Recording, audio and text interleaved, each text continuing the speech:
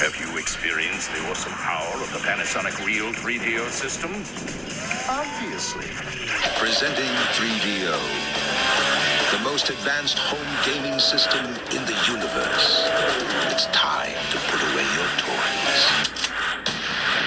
3DO from Panasonic, Gold Star, and Creative Labs. A new low price and free games. Mind-blowing graphics of Panasonic Real 3DO. 3DO.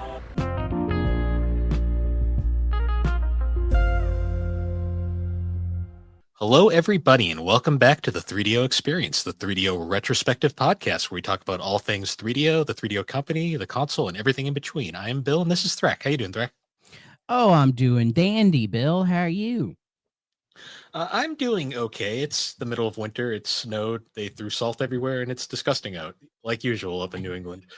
It was like mid-60s here the other day. Like I wish yesterday it was was like that here. 65, 67, and then today it dropped to like 35. And I'm Yeah. like, everybody's going to be starting to get sick now because the weather's just going to be going up and down. I hate it. That's just New England in a nutshell.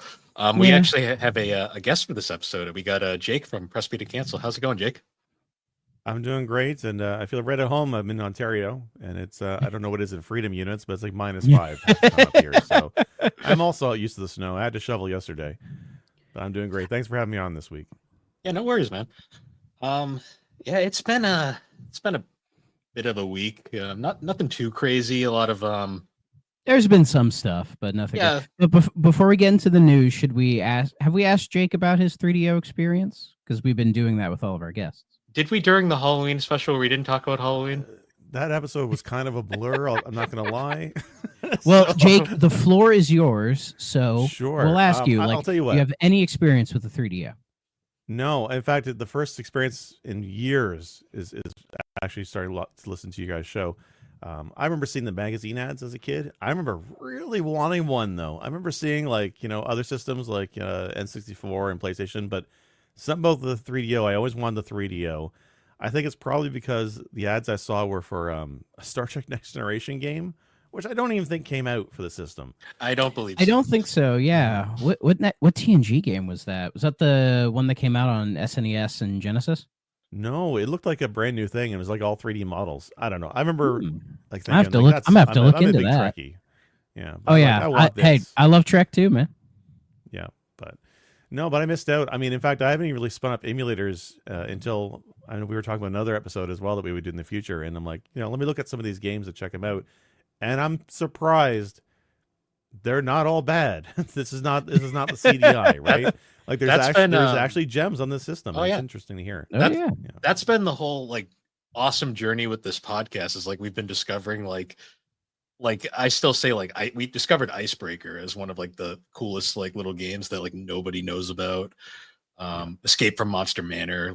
There are some gems on this system that nobody even remembers, but they're finally starting to get into the public zeitgeist. Yeah, even stuff like say PO'd, which got that remaster not that long ago. So, and I'm sure a lot of people went, "Oh yeah, that was on 3DO," or the Killing Time remaster that I think is out. Yeah, I think it is. Yeah, I have it downloaded. So- I haven't messed with it yet though. Yeah, I have it too. So, and yeah, that Star Trek game I checked. It's called Star Trek: The Next Generation: A World for All Seasons.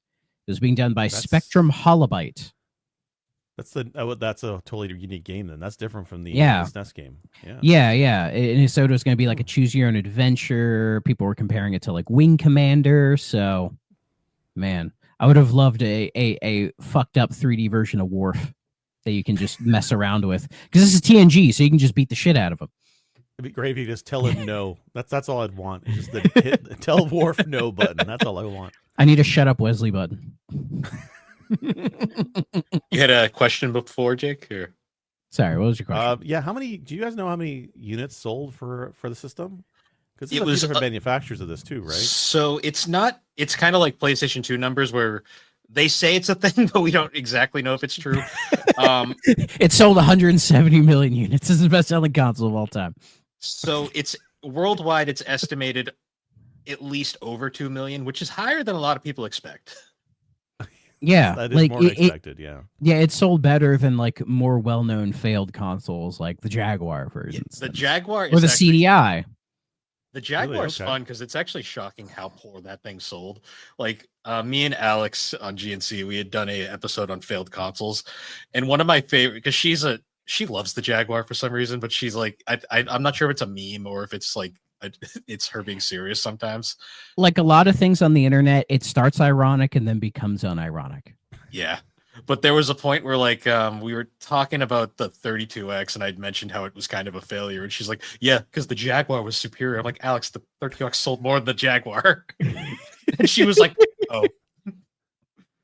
Yeah. Yeah, the Jaguar, I'm a big fan of the controller. I love the controller. I Hmm. have one on the shelf behind me. I think it's a great controller. Underrated, honestly, but it's like It's the first time I've ever heard that. I don't Really? hate it. Yeah. Oh, Most okay. people I know hate it. Alex I- loves it, I've- but Alex loves I've- everything about that system. But I've never held one in my I've never played official hardware for the Jaguar ever. Yeah. Like back when I was starting to collect, like 15 years ago, they had Jaguars for like $60, and I regret not buying one then because now they're way too expensive, and I'm just like, I'm not going to spend the kind of money that Jaguars go for these days. So I missed the boat, unless somebody makes some weird like Jaguar-like controller for like PCs. I'll have to buy that because I'd be curious to what it is. But it's a weirdly comfortable controller. Like it's really great if you have big hands. It's the Duke. The keypad is Yes, dumb. Like very I'll much like never, the Duke. I'll never Yeah. support the keypad because that was dumb. But the Okay. actual controller part itself, like the buttons are good. The D-pad's fine. The problem with the keypad is if you don't have the overlays, you spend every game just pressing the buttons, seeing what they do. Well, then that's why always you print get them like out, right? that's why you always get the the fancy one that has the 3 extra buttons and the shoulder buttons, which I think are just to replace some of the keypad keys. I've been looking for one of those because it is like one of the most unnecessary controllers ever, and I really kind of want it. Yeah. Like for me, I can't justify the cost of retro game collecting and hardware collecting. It's just too much for me. Plus, I don't have space for it. But the controllers, I kind of make an exception for the controllers, so I always try and go for those. And like I had to have the Jaguar one. It's another system I always wanted to try as a kid, but never could. But the controller it feels good in the hands. It is comfortable. I like the keypad. I mean, I have no use for one on a PC, but it's decent. It reminds me of the ColecoVision, which when I was a very young kid, my parents had a ColecoVision, so I have that nostalgia for it. But it's underrated will say- controller. Great console from that era. And the Coleco was basically just a Sega Mark III. Yeah, basically. Yeah, pretty much. Yeah. Yeah, the Jaguar's a fun one though. It's like the 3DO. It's got some gems on it that a lot of people don't realize, but at the same time, it's not as because it's so well known. It's not as interesting as the 3DO is. Well, one of these days we'll do our comprehensive Jaguar podcast and we'll explain everything. Because we'll eventually run out of shit to talk about on this show. Yeah. How many 3DO games are there? Officially, Quite a few. there is 200 and I just had it actually marked. Really? 251 official releases. Yeah. Shit. I don't know if we're going to cover every single one of them, but we'll do just No, about. because there's a as lot many. of. I mean, we've kind of mashed a couple together, like Yeah. because I mean, like Doom was literally just story time because the story is more interesting than the game itself. There's also weird software releases like that. Like that there's, Dennis Miller, that's news to me. hmm. That we have to do an episode on that Yeah. sometime. It's like Is that needs to just be a video? discussed. It's Dennis Miller, he was on SNL and it was his era when he was hosting Weekend Update. And it's Oh, yeah. just like Oh, I a bunch of remember. and it's a bunch of just clips of that compiled into like a 3DO disc. Also, like- according to And I'm this- like, if I would prefer this if it was Norm Macdonald. amusingly, also according to this list, none of the Vivid Interactive games are considered part of the official commercially released library. Bootleg So software. Let's go. Come Even- on, man. they list those them are in. official. Come on. They list They were them covered in, on this show. It counts. They list them in non-software related, like non-game related software, which is like okay. I mean, I guess yeah, those weren't really games, but It's not. You kinda make software, your it's own- more hardware for Vivid. right? Oh, That's nice, the yeah. joke, right? You kind of make your own fun with those games as best as you can. and then of course there's also a large number of homebrews, which we'll be getting into later with this episode. Yep. Oh, yeah. And a few unreleased titles, particularly Icebreaker 2, which I'd love to experience if there is a version of that Oh, out there. yeah. We'll cover the M2 in depth because I'd really like to talk about the M2. Oh yeah, the 3DO successor that never was, although it did technically come out as an arcade board. So there is that. Oh, really? Mm-hmm. There was a few What game was games. on The M2 arcade board. So there was a few games. It was a really weird thing. Let me see here. I'm trying to think of I just can't imagine 3DO hardware being used for an arcade game. That seems wild to me. Yeah, so they sold the M2 off when they realized it wasn't going to be a thing. And there was a few arcade games, particularly one called Battle Trist, Evil Knight, Total Vice, and Toe Polystars. Apparently, from what these are great names. Apparently, from what I read about the hardware, it ran off of CDs. And they were extremely prone to failure because running a disk drive 24/7 is not a good idea.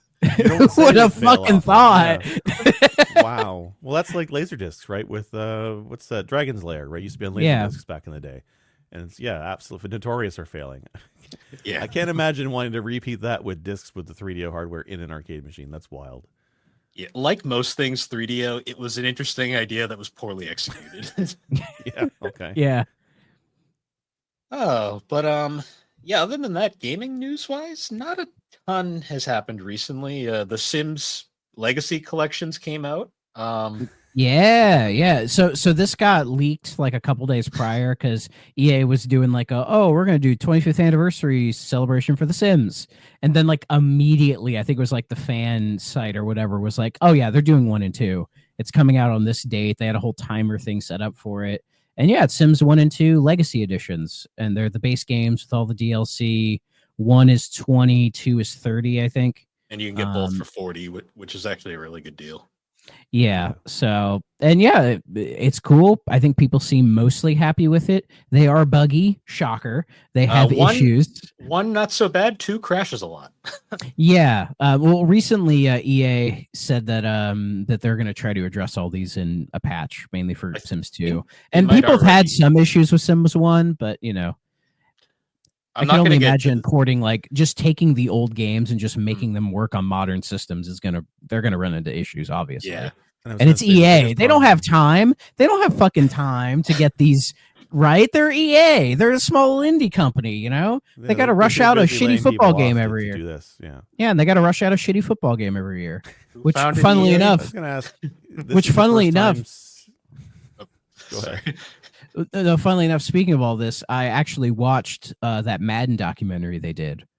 I watched it because for some reason I just remembered it, and I watched it. Half of it's pretty good, where they talk about the history and the development of the series.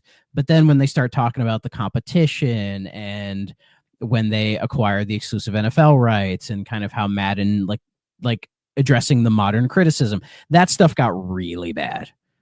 Where they were talking about the competition, they're like, yeah, these other games are doing well, but Madden was the king, man, because it was selling better than all these things. 2K5, sorry.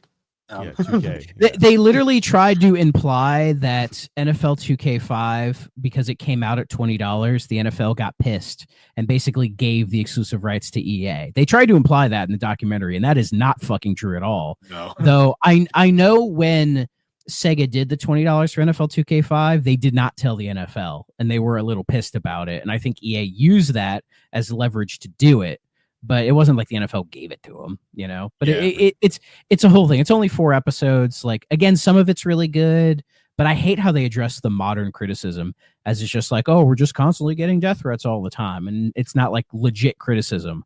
If you know the YouTube channel Soft Drink TV, I believe that's who they are. They have videos upon videos about why Madden is not as good as it used to be, with detailed explanations. And it's not them being shitty about it, So, but anyways, EA Trip Hawkins. Funnily enough, the 3DO gets mentioned in that documentary. Hell yeah. Because Trip is there. He's a big part of it. The funniest part is they asked him about 3DO, and he said, I don't really want to talk about that. We need you on the show, Trip. Damn, come on, talk about it. He's in his dislike arc. He used to love talking about it. Damn. We'll get him for the show one day. God damn it. Sorry, you were saying, Jake? Sorry, I had to go on that tangent. I'm good. No, that's cool. Sims 1, I think this is the first time you've been able to play Sims 1 officially in a long time. On And my modern issue with the platforms, Sims yeah. games is always the trying to manage all the DLC together and installing everything was a pain. So I debated picking this one out because I played Sims 1 and 2. I like those games. So it'd be interesting to do that. Although I don't know if I want to give EA any more money right now, but that's an interesting compilation. I grew up on The Sims 1. It was one of the few PC games we had that actually worked on our shitty little like gateway computer. And that's the thing. I don't normally like those types of games, but I found myself playing Sims 1 quite a lot.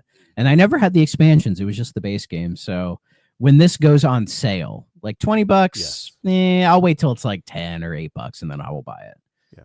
So I will say, I'm not going to say a ton because me and Alex are actually covering the game for this week's episode of GNC. But I will say the way that they handled it, like all the DLC together in the download, it's like seamless. Like once you boot it up, it's just like it's basically as if you're playing the complete version with everything already installed. That's the way it should be. That's awesome. Yeah.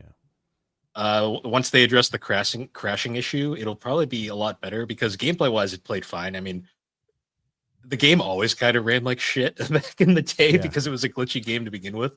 Especially with larger houses, it was always a nightmare. Oh yeah, and it's part of the appeal, weirdly enough, because Sims, like if you guys, I don't know if you've seen that trailer they made for this like Legacy Edition re-release. They like went above and beyond for that trailer, and it is it's chaotic awesomeness. I loved it. Well, a lot of the fun of Sims 2 is just once you get bored of actually simulating, like you just go straight up like crazy and start doing the weirdest shit because you can. Yeah, and the trailer played into that, which I thought was great. Are they making a Sims 5? Is that what this is leading up to? They said they weren't, so, but I think they might be.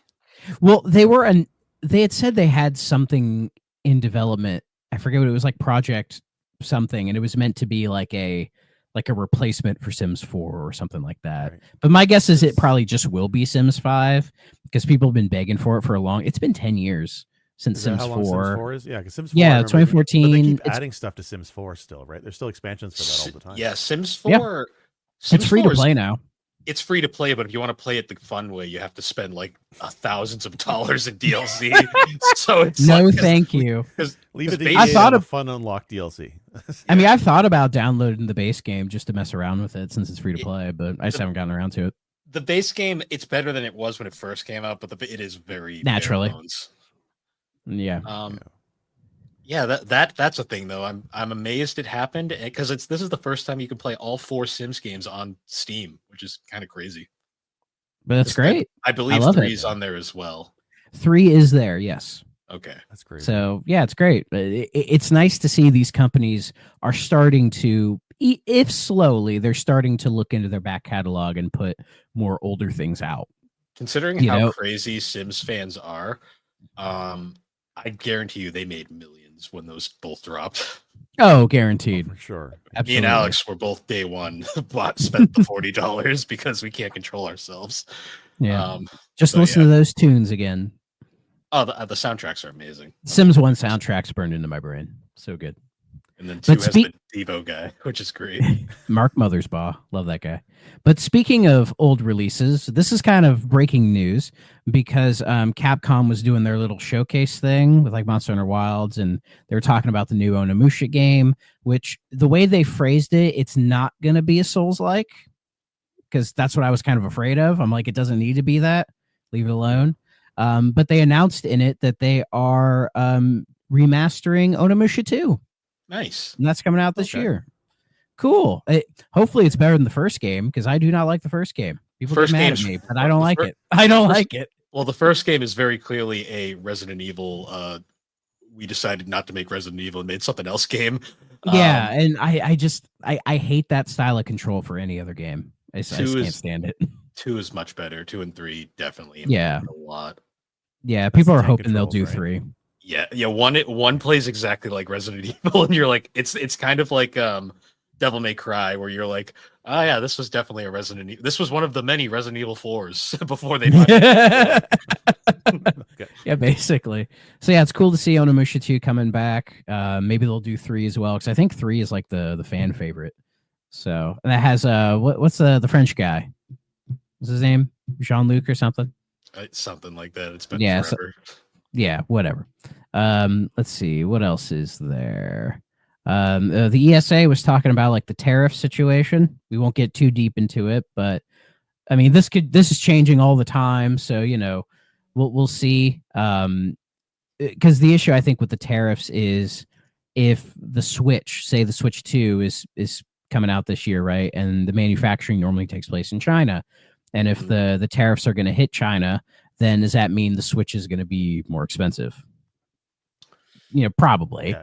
But- I understand because I'm in Canada, so that was one of the things that got brought up in the news up here is that yes, it would be more expensive. I mean, stuff is already more expensive because of our weak dollar compared to the U.S., so it's not looking forward to that. Our government over the holidays had a tax break on a number of different things to kind of stimulate the economy, and video games was one of them. So we go from there being a discount to suddenly there's tariffs, and like, come on, guys, like, cut me a break. Yeah. Not that I'm in the market for any new hardware anytime soon, but it does look like that's been delayed for now, so we'll have to see. But I think you're going to see companies possibly try to move manufacturing or assembly of systems to other countries. Yeah. You'll probably see stuff in Vietnam within the next 10 years because of this decision. Exactly. So we'll see what happens with it. I think Nintendo and other companies would do that because I'm sure they see like if the Switch 2 because of tariffs has to be like $450 or $500 American, like a lot of people are just not going to bother, especially when systems are not coming down in price like they used to. Like the PS5 and the Series X are still $500 a pop, and it's been like 5 years and they haven't gone down in price at all. Yeah. So well, it's because Sony and Microsoft can't afford to subsidize the cost of consoles anymore, not like they used to, right? So I'm actually kind of curious what the Switch 2 will end up being priced at. I don't think Nintendo's going to undercut it either. So I'm expecting $425, I think, for the Switch 2. Yeah, I'm cheaper. I'm thinking 400 flat because Nintendo has done a really good job with keeping their hardware costs low to where they're not doing subsidies or taking huge hits on their consoles. Like the Switch 1, I don't think they ever took a hit on that thing because it was like 24. It was old hardware when it came out. Well, I mean, the most famous was when they released the Wii at a profit because it was just like it was the two games taped together, basically. Yeah. So my guess is that even if they take a little bit of a hit on the Switch 2 at the start, I don't think it'll be that much. And it's like you had the Switch at $300, the Switch OLED was $350, so the Switch 2 being $400, I think keeps that consistency in the pricing. And I think $400 is the limit that most people would be like, all right, fine, sounds good. It's got Mario Kart, sure. That's what most people are going to say. Me, I need more Mario Kart. So it's not going to come in the game though. I don't think for $400. I don't. No. I can see him doing a bundle for like $450 or even like $500 with Mario Kart in there, but I can't even remember the last time I got a console with a pack-in game. I think it actually was the Wii U with Nintendo Land. Now that I think about it, I would say when I got my series, right? That was like a demo disc. It was a thing. I played it once, so I like Nintendo Land. Nintendo Land was good. I didn't have anyone to play with, so I got bored really fast. It's definitely you need like another person to like experience Nintendo Land. Nintendo Land's fun though, but yeah, when I got my Series X, it was the Forza Horizon 5 bundle. So I got Horizon 5 just like as a free download, which is cool. Yeah. My PS5 came with hopes and dreams that have yet to be fulfilled. Astrobot? Wasn't that? Well, Astrobot it came with that little Astrobot like demo thing, like pre-downloaded. Oh, that's right. It was a demo. It wasn't a full game either. Yep. Yeah. And it's what, like 2 hours? Yeah, it's a proof of concept that people were like, if they made a full game of this, I bet it would be amazing. And then sure enough. And they did. Yeah. Good for them. But speaking of Forza Horizon 5, big news. I guess apparently everything's dead. We're all fucked. It's Forza Horizon 5's coming to the PS5. Like, I mean, I'm the Xbox guy here, but like, it's not that it's really not that shocking. Like Xbox has been saying for like almost 10 years now that they're like, hey, if you play our games, we really don't care where you play them. As long as you play our fucking games, we don't care. So it's really not that shocking, Yeah. I just think it's the Xbox. Sorry, go ahead. I was just gonna say it's gonna be a weird universe. We have Gran Turismo and Forza on the same console. At least the Horizon series is different enough. True. To where it's like it's a different experience than the Gran Turismo. Like Motorsport is that like the direct competitor. I think would be a little bit more weird. But Horizon at least is kind of different, and Horizon 5 is a great game. I'm like looking forward this to new it. like this news made me just go re-download it, and I've like been playing it a little bit, and I'm like, yeah, this game's fucking great. Hardcore Forza fans don't like it, but I do. All this news basically meant to me was it's like, oh, I can prolong buying a Series X now, I guess, a little bit longer. Yeah, I mean that's the whole thing where it's like at the present time, this doesn't really hurt Microsoft or anything like that. But people who have legitimate concerns about the hardware in the future, in terms of like if they're in the ecosystem, it's like what's going to happen to like all my old games and everything. Like that's totally understandable. I get that. I can get behind that. But that's really the only thing that's really worrisome, you know? But if this rumored next Xbox is going to be like a weird console PC hybrid, where it's like, oh, I have all my Xbox games and I can link my Steam account to it and then play everything on there, then I'd be fine. I think the hardware would generally be fine because then it's like, oh, it's kind of like a weird Steam machine Xbox hybrid. And I think people would like that, you know? But can they make that work? I don't know. The dream scenario, honestly, for me is that Microsoft gets their Game Pass app on everything, right? Like Nintendo Switch. Let Microsoft put a Game Pass on the Switch and give them a cut of all the monthly fees if you use it on Switch. Like, I think they talked about it. And I know that people that maybe Sony and Nintendo probably hesitant to do that, but at the same time for Microsoft, that's the end goal, right? Xbox Game Pass on TVs, on set-top boxes. And they've talked about that. Like you're right, they've been talking about this for years. So I don't know why hardcore fans are kind of shocked that Master Chief will end up being on PlayStation. It's not a big deal. It really isn't. It's literally that like schoolyard console war thing that they just want to push, even though console wars have not mattered. Realistically, they haven't mattered since the Genesis and Super Nintendo. Because let's face it, I don't know about that. PlayStation curb stomped everyone, and then PlayStation 2 also curb stomped everybody. Like the winners. Yeah. Like the last interesting console war was PS3 360, which is still crazy because those were interesting, different enough consoles that had their own kind of vibe to them. That war, I was in that war. Oh yeah, I was too. And it was kind of fun looking back, the little like pot shot things. But at the end of the day, it doesn't mean anything. But it was fun. Once we hit like the PS4, Xbox One, it wasn't fun anymore. Well, the thing about the PS3 360 war that I always find hilarious is like they were like killing each other, and then Nintendo's just cruising in the background, laughing and waving, like, "See ya." They're waggling the number one. That's because you forget because they never count. They never count unless they're losing. Well, you got to remember too, the Wii not only destroyed them that generation, but then they had the DS in the background, which is the second best-selling console of all time. So it's like Nintendo killed it during Gen 7, but no one ever talks about that. Yeah, well, it's just weird seeing all this. No, go ahead, Jake. Even today, like it's either you either have a Xbox or PlayStation and a Switch. Like Nintendo's always been the second console for like over 10 years now.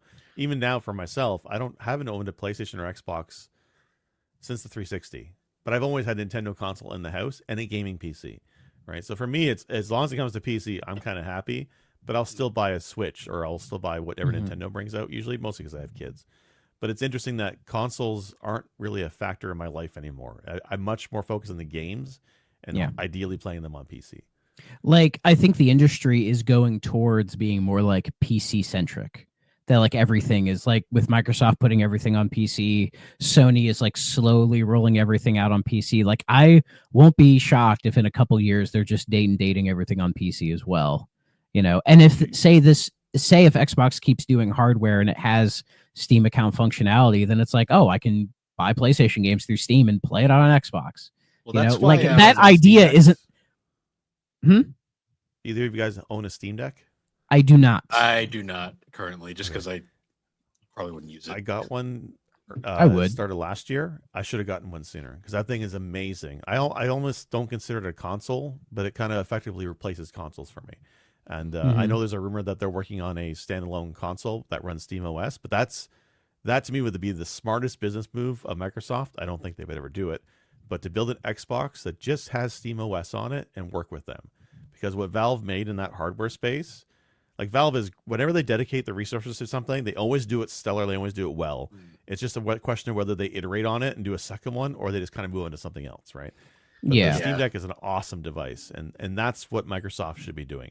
Because like the games they release on the Xbox are all on PC anyway. You might as well just make a home PC, because SteamOS, if you want to tinker with it like a PC, you certainly can. I do, but you can give that to a kid and they can enjoy it and not worry about a thing. Like, it's a very streamlined experience that is separate from a PC. It's a really great device.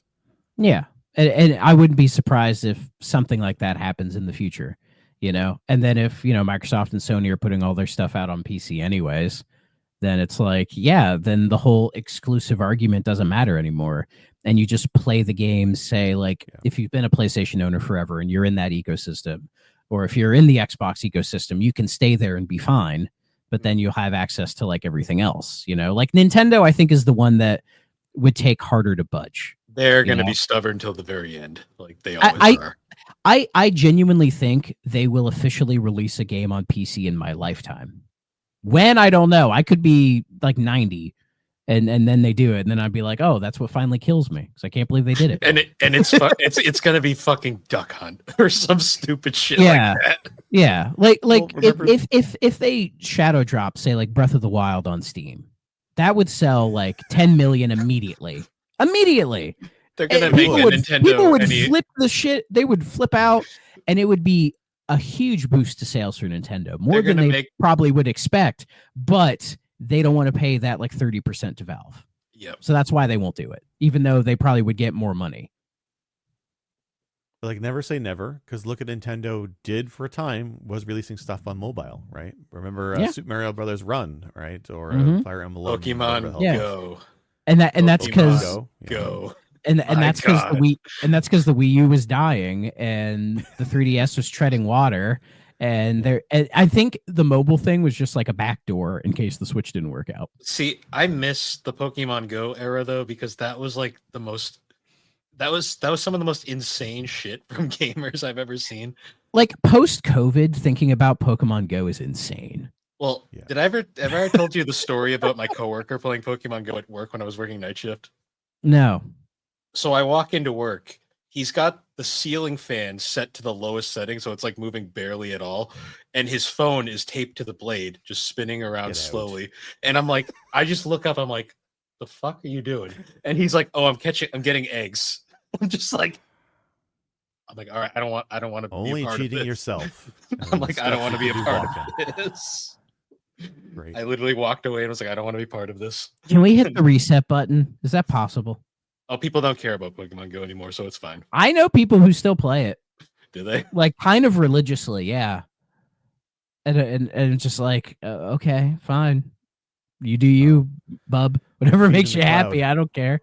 Yeah. They got caught with leaking harvesting all of the personal data, the locations you've been to, your screenshots, the whole 9 yards. Like, it's been the greatest spy app for a decade. Yeah, and they're like, we could sell it to like a government, but we're not going to do that. Yeah, wasn't that recently they talked about like they could sell it to like a government for information. Everyone got mad and they're like, no, we didn't actually. We just said we could. It's like, that's not much better. Yeah. It's fucking stupid. You know, speaking of stupid, all this like Xbox shit. And then I guess today they were like, oh, Age of Empires 2 and Age of Mythology are coming to PS5 as well. So, which again, good games. Cool. Yeah, they're good games, but it's headline. It's right? Like I know. It's just I don't really give a shit. As long as I have my Series X and I can still boot it up and play games on it, I'm fucking fine, dude. Like, I'm okay. And I don't see Microsoft like pulling a Sega and cutting everything and running. No. Like, they don't need to do that. And I see them like supporting say like their ecosystem like indefinitely. Like, they're in gaming forever. They're never going to leave gaming. People use the term pulling a Sega way too liberally these days, because nobody truly understands why Sega ended up the way they did. Like, Sega was so bad in the toilet. Like, yeah, like a lot of these fuckers were not alive when Sega was making consoles. They weren't. Like people don't. They just weren't. When you're at a point in your console history where you have a console that's very well liked, but like they can't even give it away for free. Like that's not good. Yeah. Well, and also Sega, I mean, we don't have to get too deep into this, but Sega was taking a huge loss on the Dreamcast. Oh yeah. Putting it at $199, which was more of like a marketing price. And in the end, it totally fucked them because it was costing more to produce them, you know? Where like looking at the financials, if they had just made it $249, that would have helped them a big deal. It wouldn't have gotten them out of the red, but I think it would have allowed the Dreamcast to maybe live another year or two. But The biggest. never know. Oh, go on, Jake. It doesn't help that their games were also pirated almost immediately. Like I Oh, remember yeah. going into a Goddamn local indie mall GD-ROMs. and exchanging my N64 for a Dreamcast and a stack of pirated games just in the same yeah. transaction. Yeah. So Yeah. And that's the thing, Dreamcast had great games as well. So It- oh, it's huge. it's I love the it's Dreamcast. it is. oh yeah, I have a little one, collection over here of them. Love them. It's the one failed console that everyone wishes didn't fail. Yeah, for sure. I will say though, like the true death blow to the Dreamcast was when Sony had their massive PS2 like chip shortage, and they weren't going to be able to make the demands for Christmas, and all of the shoppers decided they'd rather just not get anything for Christmas than buy a Dreamcast. Gamers are a patient bunch. Oh yeah, like They're I read that. like the timed exclusive thing doesn't work. For the wait. most part, most people will just wait to play it on their platform of choice rather than going out to get it. Like they don't work. They just straight up don't work. And PS2 launch wasn't even that good. There wasn't No, that many great games for PS2 launch. It was a rough PS launch. Yeah. Well, no, everyone was buying the Matrix. That's what sold the PS2. Let's be real here. Notable PS2 game, The Matrix. Yeah. With Path of Neo? It was it was the family DVD player. That's what everyone used it for. Right. Yeah. It was actually We've all a thing. watched A lot a of movie on it. Watching a movie on a PS2 is awesome. the first thing I did with mine was watch a DVD. The parental code was 0000 because no one knew how to set it right. Yeah.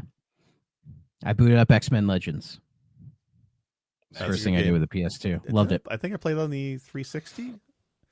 I want to say, or was that a PC thing I played it on? I love It might have been PC. I don't think it ever got ports to 360. Maybe it was I don't Marvel think Ultimate so. Alliance you're thinking of? Oh, Alliance was 360. Yeah, but Yeah. I did play Legends. Yeah, on- because I must have X-Men played it on PC. X-Men Legends morphed into Marvel Ultimate Alliance. So Right. Speaking of Nintendo, though, we got to go with our running joke of Nintendo Music app. We got new music. hold on. I think I saw it, but I just want to confirm it. Hold on. It's a good soundtrack. I should have had World, this wasn't ready. Yeah, I think Think- it was Super Mario World. Yeah. Yeah. It was. Yeah. which- A fine soundtrack. I prefer Mario 3. I mean, I'm a But World guy I- personally. I'm a 3 guy. I will die on that hill. I mean, World is a fine game. I do think it's a little overrated. I But, do. you know. I do. Well, I mean, to me, the peak of 2D Mario was Land 2, but I mean, I know I'm in the minority there. It's a good game though. I know I love Land. Very 2. good game. It's just. I don't a know if I creative- would say the peak. I don't know about that. There's something weird. There's something weirdly narcissistic about that game. Oh, Land 3 2? had Fred Savage's Yeah. backing, so I mean that's all I need. So give me the Well- game that actually spawned an award-winning movie starring Fred That mo- Savage. that movie Mario is 3. that movie is legendarily It's so amazing. good. I love that movie. Ah. I made my kids watch it, and they had the nerve to tell me it was a bad movie. So California. Oh, what a fucking movie. it's so good. Yeah, so Mario World music, great soundtrack, even though it's mostly just one melody just changed for the entire soundtrack, which I actually kind of like in hindsight. Again, I like Mario 3 soundtrack better because it has like that weird reggae vibe to it, and there's quite a True. bit of interesting variety throughout all the tunes. Like their takes on like the Mario 1 tunes and then brand new tunes that are just part of the Mario lore now. So again, I just think 3 is a better game than World. Like World seems very plain and vanilla to me compared to like how interesting 3 is. It goes so many weird places. But we're not here to talk about that. I get a little. World's not a bad game. I'm not trying to say that. It's just when I want to play a Mario game, it's not the first one I think of. No, but we are here to talk about Mortal Kombat. You. Yeah. So this happened. What was it, last week? I think. So this has Yeah. been an ongoing project that I've been following since it was announced. And it kind of got stealth. The beta. I want to preface this now. It's a beta. It's not the finished product. So anyone who plays this and is like, "What the hell is this?" It's a beta. It's not finished yet. They're working on it still. I mean, if you play it, it's clear that it's a beta. Yeah. Well, some people are complaining about it, and I'm like, it's a beta. Let's chill. I was gonna say I found a post about it on Retro RGB. I don't know if this is the official post or not. So I actually tracked down who is the person behind this. It is actually a YouTube channel called 3DO HD. Yes, they are the current. They're the team that was working on this game, and they have been posting their progress videos for this for quite a while now.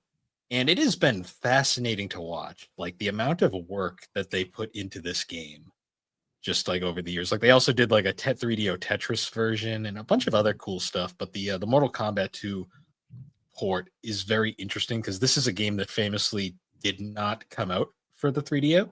Wasn't it supposed to?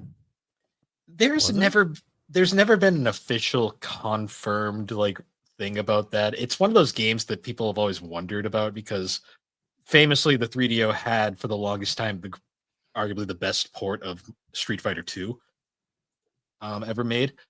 Exactly. So it seemed like a no-brainer, I should say. I don't know what a go-brainer I was gonna is. let that go. I like that. No brainer. But yeah, so this came completely out of nowhere a while back, and the beta was recently released a few days ago, and it's now available to the public. You can play it on an emulator, you can download it into an OED, play it on a real console, or if you're daring, you can try burning it to a CD and hope to God it works. Because the 3DO has no copy protection, but God forbid burning 3DO games is hell. So don't even bother. Yeah, because basically the main thing is it reads CDs at such a slow speed that like most modern CD burners you can find, like if you want to burn something the specific speeds, you can't even get it that low.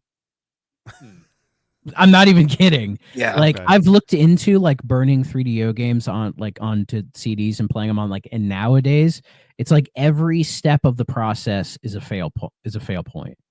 Like, you know, the CD being the wrong speed, like the brand of CD not being correct, like the burner being weird, like your console could have issues, like the ROM could be corrupted, like literally the entire thing. If you're able to burn them and have them work nowadays, it's like a saint move. Like it's incredible. This is why the fine folks at Limited Run Games got in so much shit for that CDR controversy. Yeah, that was the big one with that. So. Is there drive replacements like mods? Like I know there's a mod for, I think it's is it Dreamcast? We can replace the CD drive with a hard drive device or a flash card of some kind. There are 3DO OEDs. They're not super available right now, but you can get them for the FC1 and the FC10 currently. So at least two of the versions you can get OEDs. I've been considering doing that for my FC1 because my FC1's disk drive is very slowly going out the door. So it's an option, but it's way later down the line. But I have seen you can play this game on real hardware, and it works pretty well. So yeah, but I assume we all play this on emulator, though. Yes. Yeah. Okay. I was going to play on the Mister because I know the Mister was working on a 3DO core. I thought the core was out, but it's not. So I'll have to check it out when that comes out later on. But I did play it on. I think I played it on RetroArch is how I played it today. I booted up good old 4DO. Because the RetroArch 3DO emulator, I can't get to work for some reason. Yeah, that one's okay. It just has a lot of weird issues with it that I don't know if it's like a RetroArch thing or if it's just like that core just doesn't get updated that much. But yeah, like the 4DO emulator is like kind of pitch perfect. I've had like whatever I've thrown at it, it just works. So, but for some reason, whenever I load it up on my computer, I have to run it as an administrator. I can't just open it straight up. I have no idea why. It's just an extra click. But so before we get into the actual port itself, the homebrew port, which this is an interesting one because we've covered a fan homebrew game in the past, but this is a homebrew port of an existing game, which is a first for the system, I think. Is it a port or is it a recreation? Because I didn't know if he took the original code from somewhere and ported it to 3DO, or he made it for this game from scratch. I think it's a little bit of a mix of both because I know there is elements of the arcade version in here. It's I gotta rewatch his videos on it because he goes deep into all the stuff he's done. I know there is a lot of the base game included, but it is a lot of I believe he did a lot of it, or they, I should say, I have no idea, the people involved, but I believe they did a lot of it from scratch as well. Right. It's Yeah, very yeah. faithfully the way. Like it's a very faithful version of the game on 3DO. Like it feels like an actual real 3DO game, right? It's really an awesome piece of work. It's actually pretty interesting too, because the 3DO, what I thought was interesting. So I played a couple versions of MK2, because MK2 is arguably of the classic series. A lot of people consider MK2 the best in the series. Yeah, they do. I've never completely agreed with that. I mean, I think MK2 is a fantastic game, but I'm more of a Ultimate Mortal Kombat 3 guy. Like I know base Mortal Kombat 3 is rough, and I totally get why, but like the Ultimate version is a lot better. And then also Mortal Kombat Trilogy is really good. I love as well. Trilogy. Trilogy's usually my way. I play classic. Yeah, MK. yeah. You can't go wrong with either of them. And I have a huge soft spot for the original Mortal Kombat as well. But yeah, two is a great game. You know, and has the best story, because let's face it, story in these games is not much, but so I can't stand Mortal Kombat 2. This is one of the games I hate the most. Oh, that's fun. But the fact that this is on the 3DO and that somebody recreated or reported this is such a technical achievement. It's amazing. And like I love to talk about this kind of thing. The fact that there's somebody making new 3DO games in 2025 is like mind-blowing to me. So I mostly don't like it because it's Mortal Kombat. It's the cheap AI. It's the low kick. Is what I don't like. Otherwise, I love the characters. I love the lore. I love the music, but it's so cheap in arcades. I love the look too. Like playing this port made me realize how. So Thrak hated it, but I was a little nice to Way of the Warrior, and then playing this, I'm like, yeah, Way of the Warrior was kind of shit. Thank you. Good fucking God. Because you play good fighting games, dude. I was distracted by Rob Zombie. I'm sorry. Rob Zombie would fit in this game. He probably would, honestly. Yeah. Especially with because it takes place in Outworld, so you have those really cool backgrounds, you know, that like Mortal Kombat 2 is a really interesting evolution from the original, because the original is very like earthy, because it's on like Earth Realm, and you have all like, you know, the Chinese specific type of locales, right? But then you go to Mortal Kombat 2 and it's like, oh, there's like acid pits and like dudes on fire in the background and all this other crazy stuff. So it's like visually it's a nice striking change from the original Mortal Kombat, and I do think the gameplay is improved from the original Mortal Kombat. You know, like they both have like that cheap AI, but I think Mortal Kombat 2 is a little bit more forgiving than the original, especially like Goro in the first game is just he's brutal in the first game. He's an insane piece of shit. I mean, Shao Kahn is still cheap as fuck though, and he's still taunts. Yeah, but there are ways to cheap him to beat him. True. There are specifically in 3. Like you can kind of cheap him out in 3. I love anytime you fight Shao Kahn, he's just in there like, is that your best? Just taunting you the entire way through. And if you're playing Sub-Zero like I do, you can just freeze him right then and there and get your free hit. So I was able to find the official post from a 3DO HD about this, where it's the ISO for 3DO Mortal Kombat 2. It's 5.01 and said this is a public beta. And then they said they'll continue to drop fixes over the same link. Said there will be bugs. I'll fix them as I find them. And I noticed a few bugs as I was playing it. It says if you play with a CD, there might be slight audio skips when backgrounds change in the intro and ending. There are no fighter-specific fatalities, which, thank God, I thought I was fucking stupid because I was trying to do fatalities and they just wouldn't work. And I'm like, what is wrong with me? That helps. Shang Tsung can only morph into the opponent. I noticed that right away. Like I was like, why is he only ever being me? Yeah, and if you go into like the little game manual that they have like the list for all the different morphs that he can do, which is really nice. Let's see. And then it says, soon I'll begin working on the complete version, which will include the fatalities, the babalities, friendships, and Shang Tsung morphing into anyone. This is a work in progress and will continue to improve. Again, goal is not arcade accuracy, but a good port for the 3DO, which never released one, but deserved one. Please log bugs, issues, you know, all that, and thanks a bunch of people. You know, and it said the IP to Mortal Kombat is owned by Mortal Kombat NetherRealm, blah, blah, blah. I don't think Warner Brothers would take this down. I don't think they're that shitty. They are shitty, but I don't think they would do this Yeah. because it's like I don't think you can play Mortal Kombat 2 officially on anything, can you? There's an arcade perfect port, I believe. Actually, I don't even know if that's. But is still that up. available? I Because forget I what have console it was on. like the Midway Arcade Origins, which was like the 360 PS3 compilation. It's backwards compatible. That was And the last one, I think. Does it? I don't think it has Mortal Kombat on it. No. So the PS2 Midway collections, I believe, do. The Arcade Treasures, yeah, specifically number 2 was like the Yes. Mortal Kombat compilation, and I loved that one to death. But I don't know if Mortal Kombat 2 is available outside Not of ca- like modern not- capacities. Yeah, not conveniently.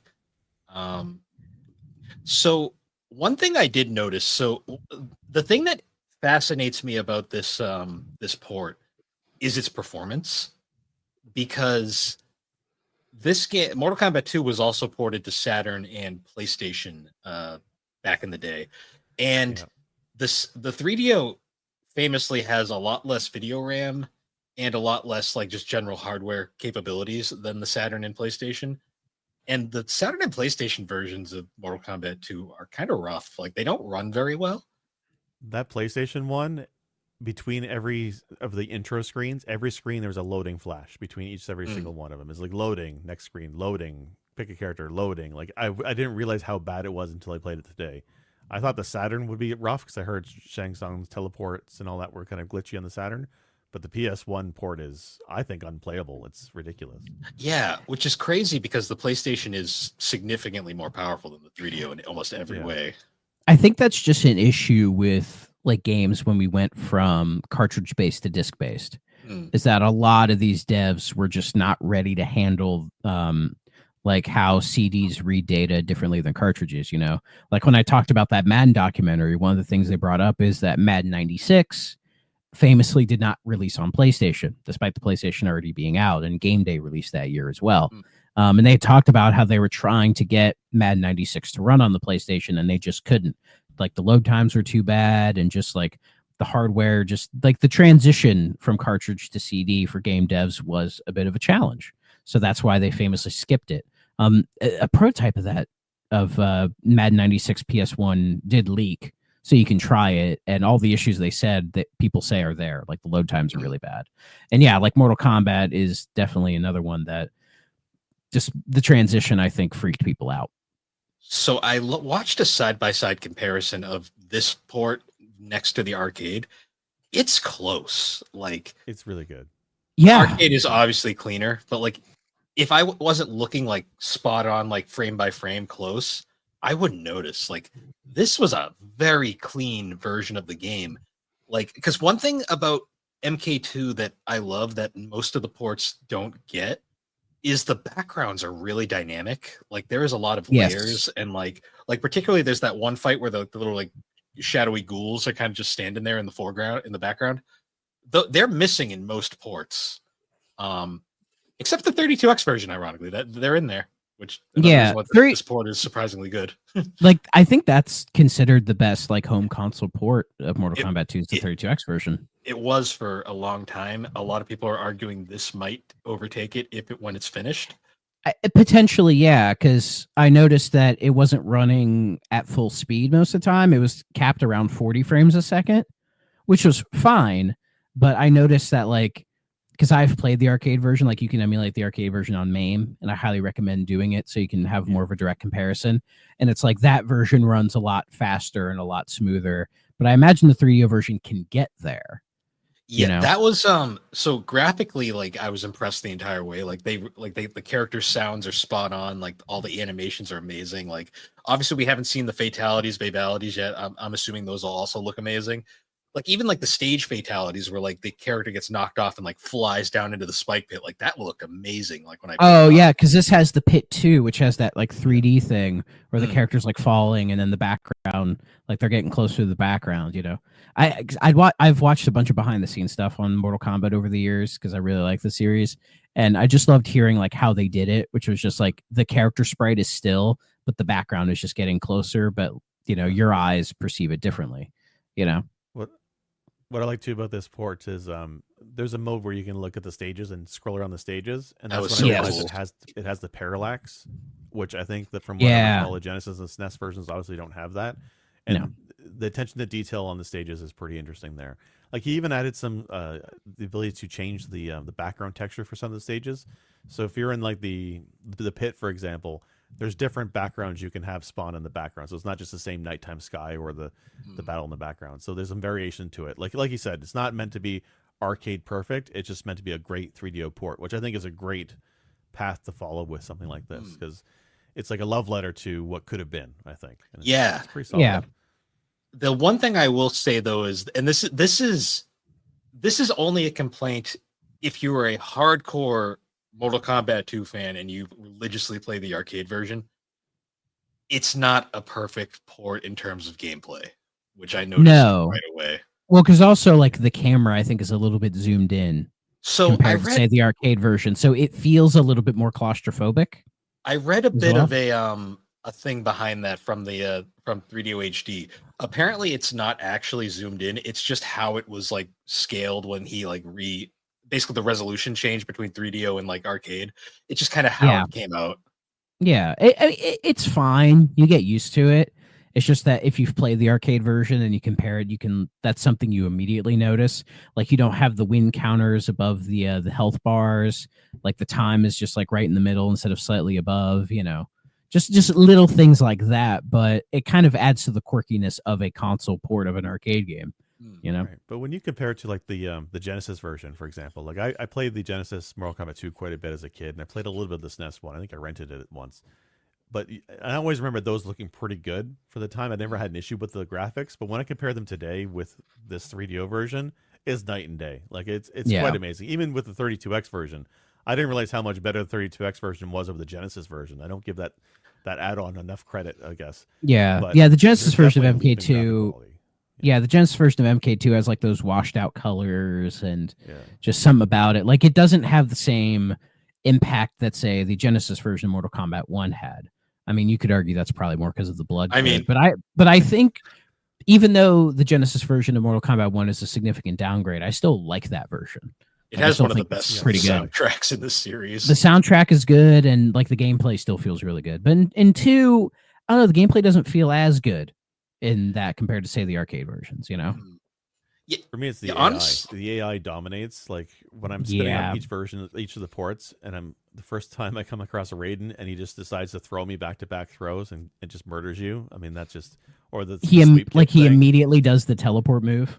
Yeah, it's just brutal. But that's the one thing. The credit to the 3DO one is the AI does not feel nearly as cheap as the Genesis or even the arcade version do. So I think the AI is not arcade accurate, but that's probably for the best because the arcade AI was really awful. I mean, the AI feels like a work in progress as well. Oh yeah, that was the thing I noticed right away. Like it wasn't a problem once I got used to it, but because I'm used to like how the other games play, like the AI threw me off because they do not follow the same patterns that any other version does, and it's kind of like you can tell. Obviously, it's probably going to be improved in the future. But when I was playing, I was like, okay. Like there are still moments where some of the characters feel cheap. Like I think at one point I was fighting Melina, and she was like spamming the roll and doing all this stuff that just, to me, it felt kind of cheap. But she was like the worst one. Everyone else really wasn't terribly bad. But I think it was more of just me kind of figuring it out because the control in this, I don't know if it was my controller or not, but it didn't feel as responsive as I would want it to be. But I don't know if that was necessarily like my controller not interacting with it properly or whatever. I think it has to do with the slower frame rate because the game is on the slower side. Yeah, I feel like that would make sense as well because there were certain things I was trying to do and it feels like it wasn't being as responsive as I would want it to be. But even still, I was able to clear the whole thing and beat Shao Kahn. So you can beat the whole thing. And I noticed some of the later fights when I was doing it, it felt like they were getting kind of easier. Like there were certain fights that I like didn't struggle with at all. Like there's a certain point in the middle where I was like dying a bunch and restarting, which thankfully it puts you in a free play, so you can just keep doing it over and over again. Right. But like once you cross like the halfway point, like the battles I didn't really struggle with at all. Like I struggle with Kintaro because It could be, I don't know if it's a bug or not, but like with Kintaro, especially in this version, when he does the teleport slam, like you can't get out of it. Like once he does it, you're stuck and you can't evade it at all. I don't know if that's in the arcade too. The hitbox Yeah. is always wonky with that. And I yeah, always but felt you like can that get was out an of issue. it. Yeah. But you can get out of it. You have to be lucky, but you can. Okay. Did you guys Is have there any endings? crash? Did they do the ending screens at all? Yeah. Or it's probably Yeah. work in progress. Yeah. No, Okay. the ending screens were there. I wish think- they didn't zoom by because I was trying to read them and Yeah. they kind of zoomed by a little too fast. So that could be something to potentially fix. But Did, yeah, but I played through the whole thing with Sub-Zero. So You guys have any crashes when you played, or? Nope. I didn't either. no crashes at all. No crashes, but I also like Sub-Zero, and I did when he does his ground freeze attack. I found sometimes the enemy when they hit that freeze, the back and forth of the free fall was a bit weird. It felt a little buggy. Yeah, for sure. Yeah, And that's- I could not get the slide move to work. Yes, I couldn't get it, and I looked up like how to do it, because I was always used to like back, low kick, high kick, because that's what I'm used to. But that's like specific to like the Sega versions, and so I looked up like the arcade version, and I couldn't get it to work. But it's like hold back, left punch, low kick, and block, or something I like think the that. block And timing is a bit different because I struggled with it as well. So it's definitely different Yeah. from other versions. The physics were Mhm. definitely off. But yeah, I'll chalk that down to they clearly put all their effort into the graphics right away, which getting everything running, which this definitely feels like they're trying to get it to where it's playable and you can play the whole thing through, and you can. And probably now they're going to be like, okay, what are the little extra things we can add? Because not having the fatalities, it's fine that it's not there because that's probably a lot of extra work to get those like specific animations to work and get the timing down for the button combinations and the distances and everything. I'm just glad it wasn't me fucking up because I was like, why can't I get this goddamn ice grenade? Why can't I do it? And then, I tried it like and a then few seeing that, I'm times, and like, I had oh, to- that explains it. I tried it a few times and had to look it up, and I was like, oh, okay, they're just not here. Yeah, I'm glad it wasn't just me getting worse at the game. What do you guys think of the music?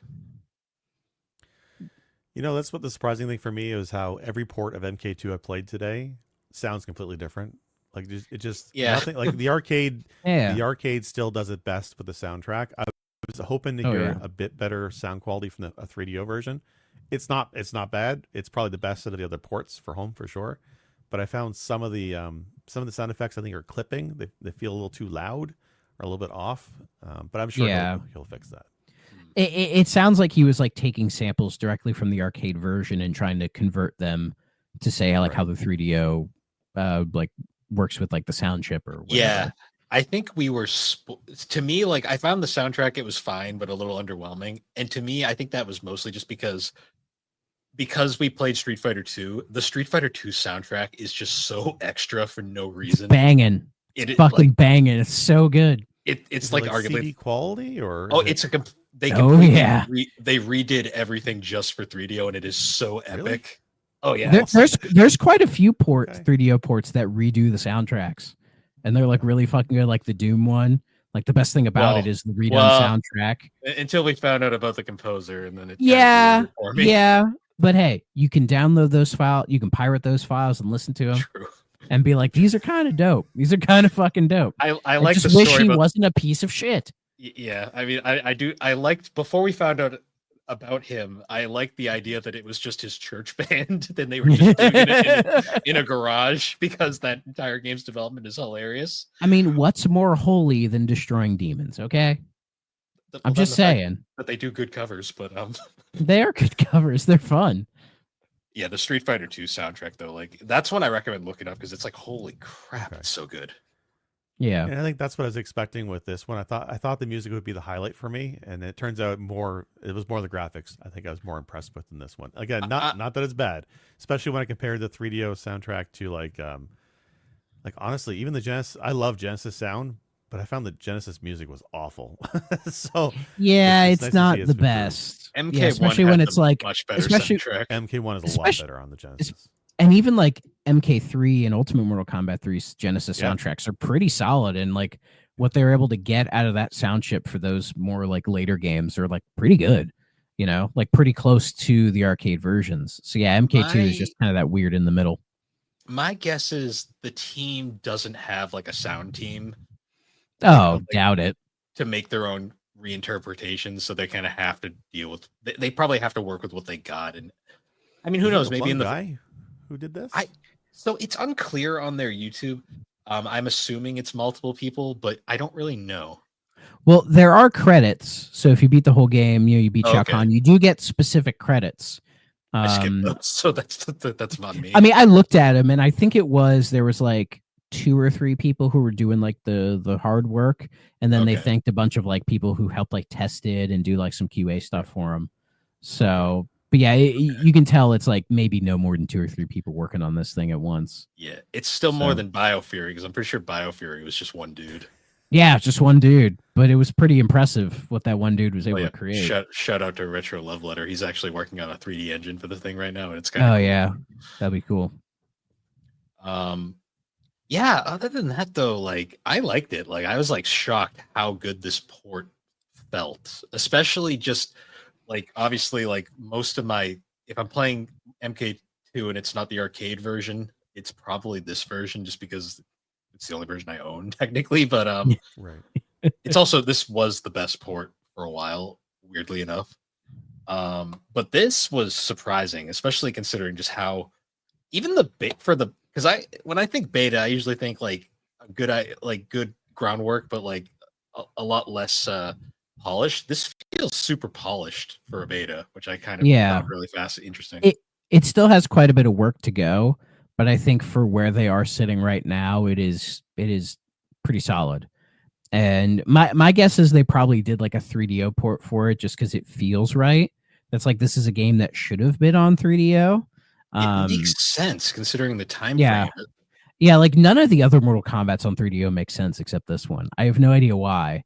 Yeah, one would be too dated, and Ultimate Mortal Kombat 3 is kind of just hard to do in general. Yeah, I think that would be a little too complex for it. I don't know, because there's quite a bit going on in that game. But yeah, Mortal Kombat 2 just kind of fits the vibe of the 3DO. Well, especially when you look at the other fighters on 3DO, like we had obviously Way of the Warrior, everyone knows about, but then there was of course Super Street Fighter 2 Turbo, like the best version of that game for years. Samurai Showdown, Samurai Showdown, a very good version of that, made by Crystal Dynamics. Still weird, but kind of cool.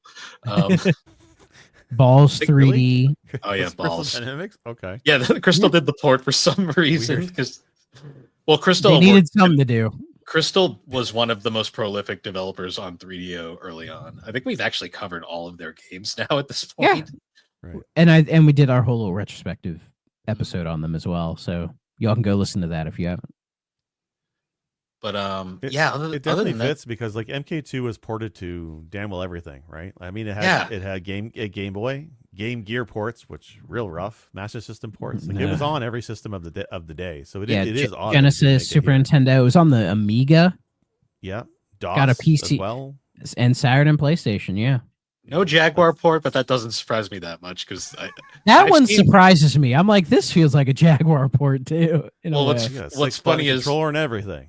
When I think of I think of Jaguar and Mortal Kombat clones, I think of Kasumi Ninja. So the Scotsman.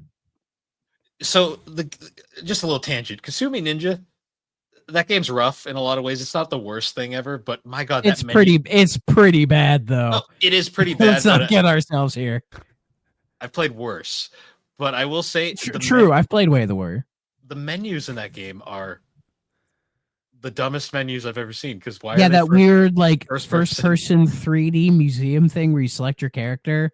It's like, what is wrong with you people? Like, you don't just select your character; you also select your stages. And guess what? The stages aren't colored on the screen, so you kind of just have to guess. And it's like, then you click on it, and it's like, enter the combat zone, and then there you go. They really thought they were doing something. They really did. There's a reason why people only remember the Scotsman.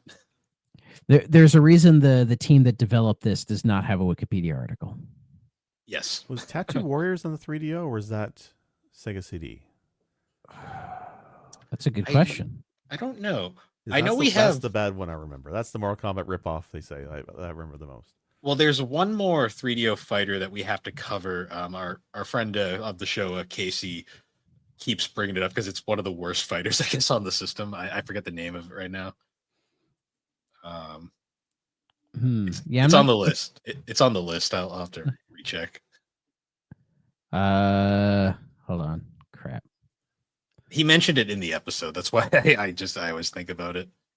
Shadow War of Succession? Yeah, I think that's the one. Okay. Yeah.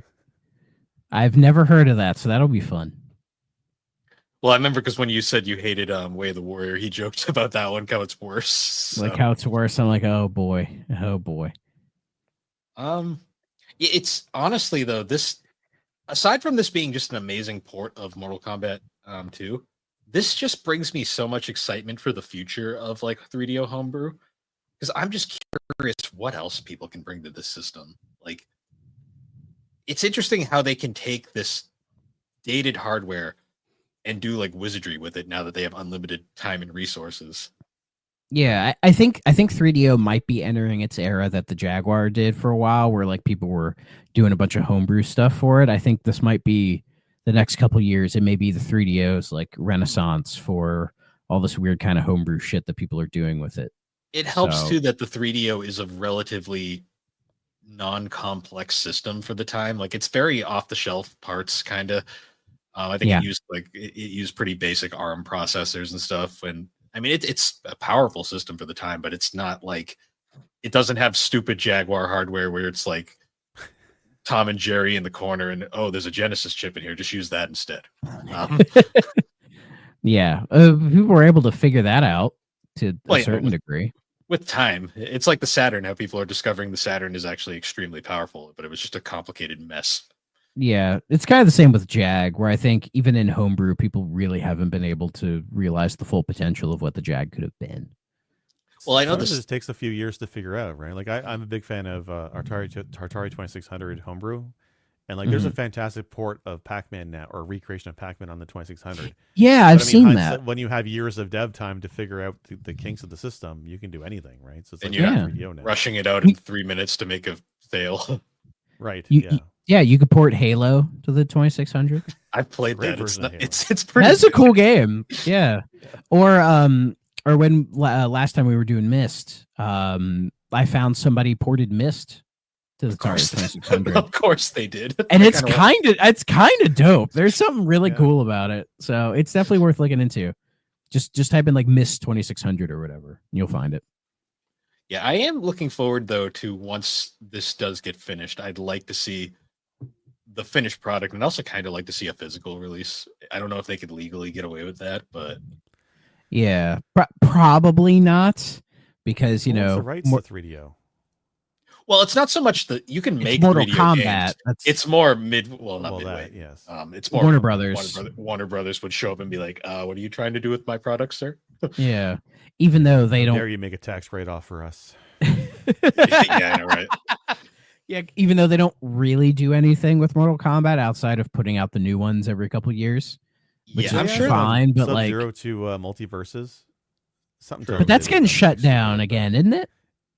Yes, again, it's being shut down. Yeah, it's being delisted, so it's just I would like if Warner Brothers did like a classic Mortal Kombat collection, where it's like you have 1, 2, 3, Ultimate 3 trilogy. You know, just like put those out again. Like, why not? Did you ever play MK9? Yeah. Oh yeah, I love the 360 one. I mean, graphic. Yeah, like the fan service aside, I really love that because it's a retelling of the first 3 Mortal Kombat games. And I'm also heavy into the Mortal Kombat lore. I love that. I love that lore as well. Yeah. It's so good. It also just fascinating to me. Yeah. MK9 just plays so because they dropped the 3D and they went just back to classic 2D. Yeah, but I liked the 3D era though. I did too, but it got really. Not 4, not 4, but like Deadly Alliance, Deception, Armageddon. I love those games. I played the shit out of Deception. Played the shit out of it. Like, aside from being neutered in terms of violence, MKDC played amazingly. Yeah, I remember when that came out, everyone was pissed about how there was no blood in it and there was no gore and everything. It's because DC got cold feet. DC, yeah. Yeah, but if you go back. But yeah, if you go back and play it, it's like it's not bad. Oh no, It's gameplay actually was like great. it's a pretty solid fighter. It was you also know? the game that introduced the idea of like how the stories have been done in the games pretty much go since then, because it was the first one that did that whole chapter by chapter thing that pretty much all Yeah. fighters do now. And it led to NetherRealm making the Injustice games, which people Yes. love. Yeah. Like NetherRealm has pretty much set the gold standard for story mode in fighting games, right? Like it's Absolutely. it's at the point now where, I mean, Tekken has some story bits, but even Street Fighter 6 has the most story I think it's ever had, but it's nowhere near what NetherRealm's been doing. I love playing Mortal Kombat again. I don't even play them online. I don't even play multiplayer with other folks. I just play for the story. I like the characters, I like the world, and I like the story. Yeah, it's like it's like a 4 or 5 hour like movie that you occasionally play, and it's great. Yeah, I've seen people who very well made.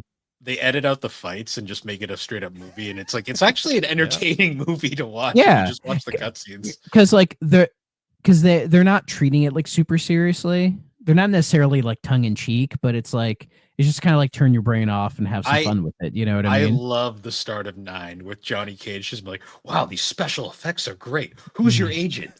Yeah, but yeah. Meanwhile, he's throwing green. Meanwhile, he's throwing green shit out of his hands. He's like, I'm like, Johnny, come on. And then they write that into the plot in 10. Like they make that. Yeah, of course they do. Which is great. Yeah, it's really like one of the only series that I play for the story. Like I could care less. Like Tekken and Street Fighter, they might be better fighting games, and there's probably a lot of reasons for that. But I never really got into those series. Whereas like Mortal Kombat, I always really liked. Like it's much more simple of a fighting game to like the big boys, but I like that, and I've always found like the lore and like the Chinese mythology type of vibe and all that just super fascinating to me. MK Mythologies, as much as that game is horrendous, I love those cutscenes so much. Yeah, like worth watching. Yeah, the story's kind of interesting too. It's just that game sucks shit. Absolute shit. It's still better than Special Forces. That ain't saying much though. But bring back Shaolin Monks, god damn it. Bring it back. I want it back so bad. My favorite part about Shaolin Monks is whenever you do like Scorpions Get Over Here, he adds bitch to the end of it for no reason. Yeah, I love that. And I liked a lot of the cool things they did in Shaolin Monks, where it's you would visit like the famous backgrounds from Mortal Kombat 1 or 2. And they're like, oh, it's in 3D and it's like a beat 'em up. So there's like new types of like interaction, and like, oh, you see the creatures who are like in the eyes with Goro's Pit in 1 and all that kind of stuff I thought it was really cool. Oh, I just thought about a really weird respect for the lore in MK, like, and especially NetherRealm. I think they lean into that as well. Like they know what they're basing their games on. They know what they've built, and they definitely stay true to it, even if it is a mix of Chinese mythology, mysticism, and robot ninjas. Just cause, right? Like that's awesome. It's fucking great, dude. Great. Yeah. Then the fact that they incorporate all their weird glitches into the lore, like Armac and like Noob Saibot and all that stuff, they just kind of made it lore. Like Jade and Melina and all these characters, like they only exist because they were urban legends. And Ed Boon was just like, fuck it, put them in the game.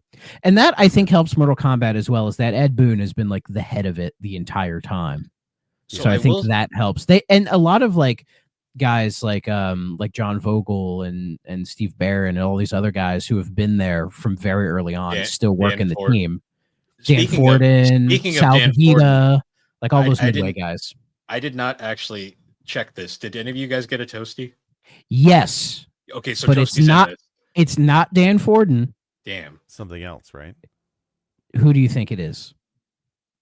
Take a guess. Come on, it's 3DO. Is it Trip Hawkins? It is Trip Hawkins. Okay, you know what? That's fine. I'm actually okay with that now. I love it. I didn't get a Toasty, so I didn't even think about it, and I was like, yeah, I got 2 Toasties in the same round. So what was your reaction when you saw Trip Hawkins? Well, I was focused on winning the round, but when it was done, I was like, oh, that was fucking Trip Hawkins. Hell yeah. I love it. It gives it that kind of fan game feel to it, you know. Okay, that's fun. That I appreciate. I enjoy that now. Yeah. So I hope Ed Boon hears about this and is able to like and says like, hey, this is cool. That'd be great. So in the first game, I know when you had the Toasty, you did a certain thing on certain stages. You got a hidden fight, And I think the second game had that as well. Is that in this yet? Or has he mentioned anything about the hidden fights? That's probably not. I mean, you do fight. I fought Jade, but Okay. Jade was just like the little question mark when you play the arcade mode. Like she's just there. You don't have to do any of the specific stuff, like say in MK1 where you had to do the very specific thing on the pit to fight Reptile. So Right. That's what it was, Reptile, yeah. Yeah. Okay. Yeah, any other thoughts before we wrap this up, or It's really cool. Y'all should go download it and play it. And shouts out to 3DO HD if by any chance they happen to listen to this. Good stuff, you know. If you want to hear more about bugs, you can let me know, you know, because there were some weird things I noticed with like certain hit detections and you know little things that were like a little off, but you know it didn't ruin the experience overall. It's just that yeah, it still needs it needs some more proper QA, I guess. Best thing I could say. yeah. I find it amazing that the homebrew community it can do shit like this. Like it is just so cool like, seeing it nowadays. And in all honesty, I'm gonna put a link in the description to 3DO HD's channel so you can check out any of the progress he's done. Yeah, I'm looking forward to the completed version and anything else they want to put out. Yeah, let us know. We'll promote it on the show too. Oh yeah, why not? So before we wrap up, we have to do it for every episode. Even though it's a beta, I still think it's worth doing. Is it a must play, an okay, or a stay away? I'm gonna say must play. I'm gonna say so as well. Like it surprised me how good it was. Yeah, I'm strongly impressed by this game. Like honestly, homebrew, like you said, Bill, is always surprising what people can do with the time and the resources these days. It makes me also look at the 3DO in a kinder light. I kind of wish I gave the system more attention than I do today, especially in a world where emulation's at everybody's fingertips and it's so easy to get into these systems. I don't think enough people are looking at 3DO. I think that people need to kind of give a second look to the system and what's possible on it. Not just the old games, but what people are able to do with it today is really interesting stuff. And that's that's honestly been my goal when I started this podcast, was just to get the 3DO out there and give people a way to learn about it. Because the funnest part about this show has just been inviting people who know nothing about the 3DO and just kind of educating and like basically creating new 3DO fans, as I say, because it's been amazing the turnaround on the system. Like people actually know what it is now, and it's kind of cool. Yeah. All right. Yeah, but other than that, Jake, did you want to shout out your podcast? Sure, I'll shill my podcast. Absolutely, that's why I'm here. Advertising. I'm part of a podcast. 5 folks over at Press B to Cancel. You can find us at pressbtocancel.com or on any of your audio podcast apps. You can also find us on YouTube.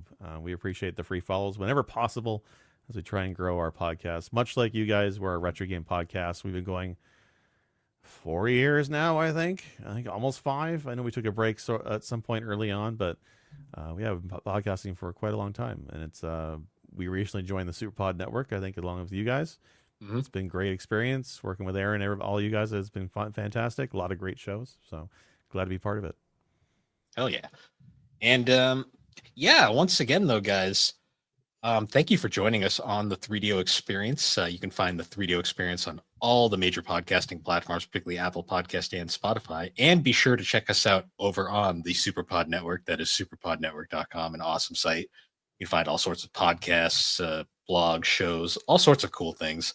And you can check out all the other amazing shows there, like SuperPod Saga, Super Ghost Radio, Retro Rehab, Tommy's Video Game Ride Along, A Novel Console, Bar Silence, Fine Time, the Elder Trolls Gaming Podcast, Remember 64, Gaming Together, Friday Night Gamecast, Gaming and Collecting, the 3DO Experience, Geek Addicts, the Retro Wildlands, Press B to Cancel, the Pre-Order Bonus Podcast, Retro Mo Reviews, and of course, because Tommy can't help himself, we got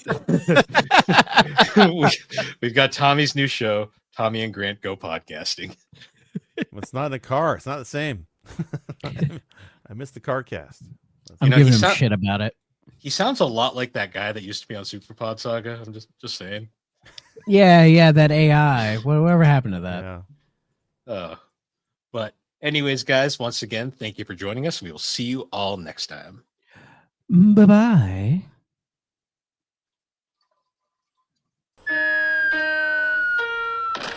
If you're not playing on a 3DO system,